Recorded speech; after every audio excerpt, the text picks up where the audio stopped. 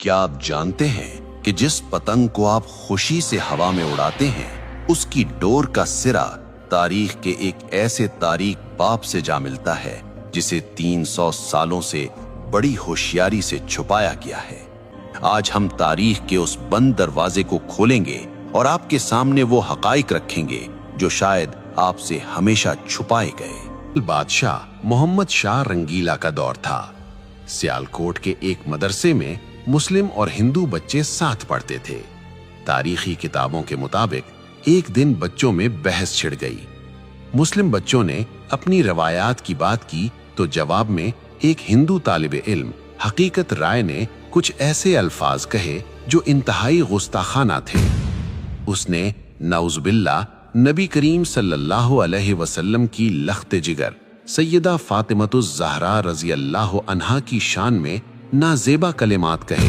अक़िया कोई अफसाना नहीं है, इसके सबूत तारीख की मुस्तनद किताबों में मौजूद है। हाँ, मशहूर मुसन्निफ गणेश दास वडेरा ने अपनी किताब चार बाग़े पंजाब में इस गुस्ताखी का जिक्र किया है। मामला हाकिम लाहौर ज़करिया खान के पास गया। हजारों का मजमा अदालत के बाहर मौजूद था।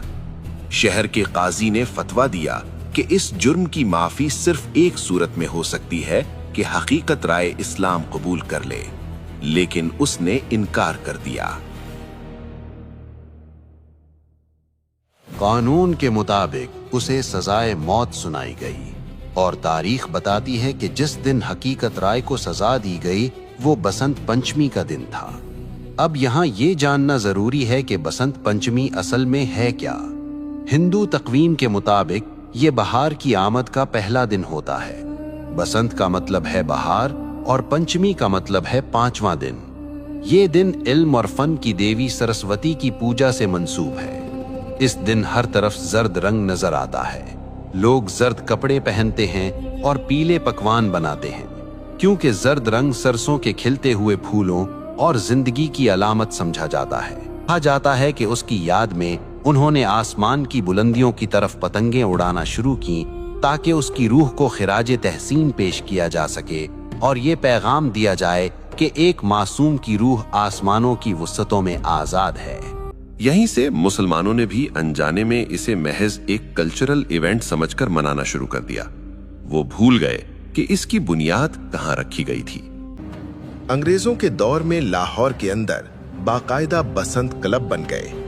छतों पर होने वाली पार्टियां और होटलों में होने वाले रक्स अब लाहौर की पहचान बन चुके थे। 1947 में पाकिस्तान बना, लेकिन अफसोस हम जमीन तो ले आए मगर कुछ रस्में सरहद के उस पार से अपने साथ ले आए। साइंस कहती है कि जब धागे पर कांच और केमिकल लगकर हजारों फुट की बुलंदी पर तनता है और हवा का दबाव उस पर पड़ता है तो वो तनाव की वजह से एक आरी जितना तेज हो जाता है।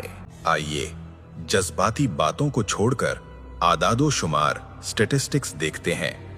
पुलिस रिकॉर्ड और अस्पतालों के डेटा के मुताबिक सिर्फ 2006 से 2009 के 3 खूनी सालों में लाहौर, फैसलाबाद और गुजरांवाला में 119 अफराद इस खूनी खेल की नजर हुए।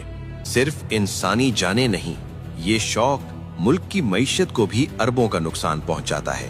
वापडा की सरकारी रिपोर्ट्स के मुताबिक धाती डोर गिरने से ट्रांसफार्मर्स ट्रिप कर जाते हैं और तारें शॉर्ट सर्किट हो जाती हैं। न पड़ा करोड़ों रुपए की बिजली जाया होती है और ये बोझ आखिरकार अवाम की जेब पर ही पड़ता है। एक तरफ दुनिया भर के मुसलमान गजा और फलस्तीन के बच्चों के लिए रो रहे हैं और दूसरी तरफ हम अपनी ही गलियों में अपनी ही खुशी के लिए अपने ही लोगों का खून बहा रहे हैं। क्या ये बेहिसी की इंतहा नहीं है? सवाल ये है कि अगर बसंत नहीं तो फिर क्या? हम वो कौम हैं जिसने दुनिया को तहजीब सिखाई। हमें अपनी खुशी मनाने के लिए किसी ऐसे त्योहार की जरूरत नहीं जिसकी बुनियाद में नफरत हो और जिसके अंजाम में मौत हो। ये गवाह है कि जो कौमें अपनी बुनियाद भूल जाती हैं, वक्त उन्हें मिटा देता है।